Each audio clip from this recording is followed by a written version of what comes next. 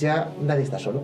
Porque ahora el que está solo tiene el móvil, se mete en las redes sociales y parece que está muy acompañado, ¿vale? Entonces pierde ese tiempo en hacer otras cosas o en hacer otras preguntas. Yo creo que nosotros somos una amalgama de nuestras experiencias y nuestros pensamientos, ¿no? Es cómo elaboramos, cómo abstraemos todo lo que vivenciamos, ¿no? Y yo creo que eso, independientemente de la tecnología...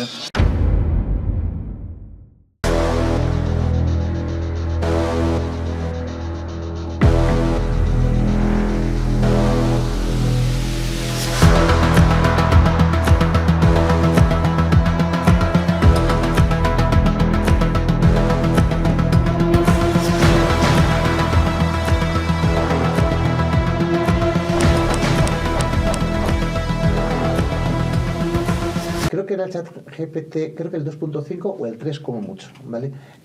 Hace unos años. Le pusieron a pasar la prueba del MIR. El MIR en Estados Unidos, es la prueba que tienen que pasar los médicos, pues lo que sería tal. La media creo que era un 73-74% de los que se presentaban aprobaban. ChatGPT, de los que aprobaban generalmente aprobaban con un 73-74% de aciertos. ChatGPT de aquel entonces creo que aprobó con un 86%. O sea, sabía más ChatGPT que todos los médicos que se estaban en ese momento de media, digamos, licenciando. Y eso es en derecho, en medicina, en todas partes. Yo creo que la reticencia y el viene por dónde falla es porque la inteligencia artificial tiene alucinaciones. Esas alucinaciones se llaman así, que son básicamente errores. Errores, como al fin y al cabo es estadística, un sistema de IA lo que hace es te da una información estadística que sabe que si ponen las palabras una detrás de otra y te las pasa, tú generalmente vas a sonreír. Ah, esto está bien, ¿vale? Entonces, como se da cuenta de eso, la siguiente vez te vuelve a hacer lo mismo. Es un sistema de aprendizaje. ¿Qué sucede? Que de vez en cuando te saca unas frases perfectamente estructuradas, con mejor con una cierta parte de verdad, pero que se las está inventando, ¿vale? Entonces, y tú te las crees porque parecen bastante creíbles, a menos que sepas del tema. Entonces, hay determinados aspectos muy críticos, como los médicos o los legales, donde aún así necesita una persona para que supervise. ¿Por qué? Porque te puede estar diciendo una cosa que parece totalmente lógica, pues beba usted, yo qué sé, por las mañanas un sorbito de lejía para limpiar el intestino, ¿vale? Y entonces te lo puede decir, y si alguien se lo cree, tal cual te lo está diciendo, entonces podemos tener un problema, ¿vale? Y a lo mejor esas alucinaciones son un 1%, un 0,5%, pero es que con que haya una persona que diga salte usted por la ventana, mueva las alas como los pájaros y si las mueve a suficiente velocidad vuela, pues entonces tenemos un problema. Claro, pero eso es solucionable, ¿no? Porque a nivel de evolución, en el momento que se fuera viendo alguna alucinación de esas, la propia IA lo iría reaprendiendo en la medida que la gente diría esto no es correcto.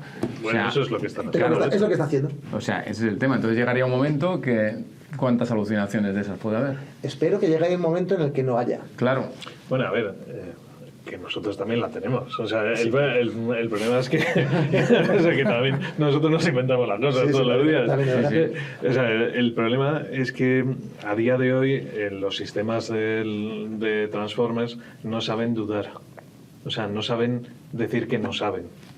Entonces es como que, porque no deja de ser una fórmula, es decir, tú le metes unos inputs y él te escupe unos outputs y tienes una caja negra entre medias que lo que hace es pasar de un lado a otro. Pero ahora mismo se está empezando a trabajar en computarlo y todo, es decir, que sea capaz de razonar, digamos, entre comillas, pero no deja de ser una función. Tú metes y tú sacas, ¿no?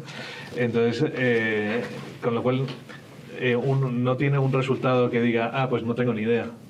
No, tú metes y él saca lo que toque, es decir, la palabra que viene después de esta, que sea la más congruente a un nivel estadístico. Entonces, nosotros a día de hoy sí que tenemos esa posibilidad de decir, oye, mira, es que no tengo ni idea. Voy a preguntarle a otra gente, yo qué sé, es que no te puedo responder de esto porque no lo sé, ¿no? ChatGPT, por ejemplo, como es el caso de Transformer, no sabe hacer eso. Entonces, claro, ese es un problema con el que tenemos que lidiar, que todavía no sabemos cómo hacerlo, pero que se nos ocurrirá, seguro. O sea, que decir, que es lo que hablábamos antes, ¿no?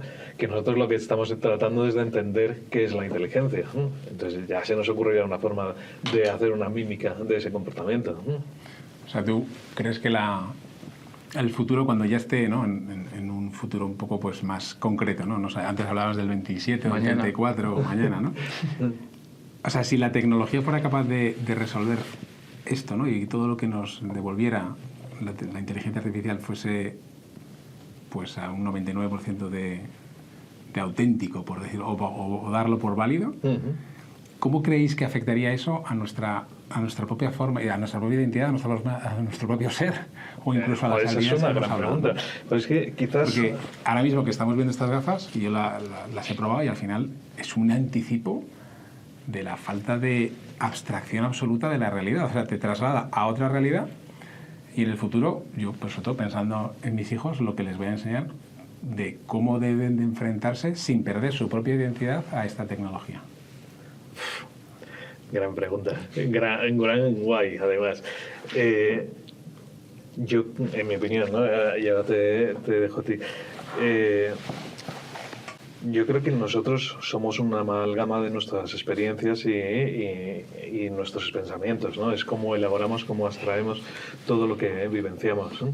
Y yo creo que eso, independientemente de la tecnología, no va a faltar. Es decir, sí que vamos a seguir teniendo ese proceso, ¿no? Lo que sí que creo es que las distintas tipos de tecnología nos permite, como hablábamos antes, tipo calculadora, pensar de otras maneras más elevadas, porque no tenemos que pararnos en las cosas intermedias si tenemos tiempo. Entonces, por ejemplo, cosas como las redes sociales, creo que es un enganche que tenemos que nos acaba quitando tiempo de razonamiento. Y eso sí que acaba destruyendo, en mi opinión, esa identificación del yo, ¿no? Esa búsqueda de definición del yo. No porque sean malas en sí mismas, no porque la propia herramienta te esté quitando nada a un nivel intelectual en sí mismo, sino lo que te está quitando es tiempo. Y yo creo que en la medida en la que nosotros nos definimos a nosotros mismos es en base a preguntarnos cosas. Es a definir, a pensar, a elaborar, a experimentar, y para eso necesitamos tiempo. Pero eso no viene solo por la tecnología. Yo tengo 2 hijos son grandes, 19 y 20 años. Con lo cual, y mis hijos han vivido rodeados de tecnología desde que nacieron, más tecnología que probablemente nadie que ellos conocieran. Y yo siempre he tenido un poco el punto de decir, vale, ¿cómo equilibro tecnología versus ir a probar? Y ha sido de forma relativamente natural, o sea, no ha sido un problema. La tecnología yo siempre la he visto como una herramienta para hacer nuestras vidas más fáciles, más divertidas, más cómodas, más eficientes, depende para lo que lo estés buscando.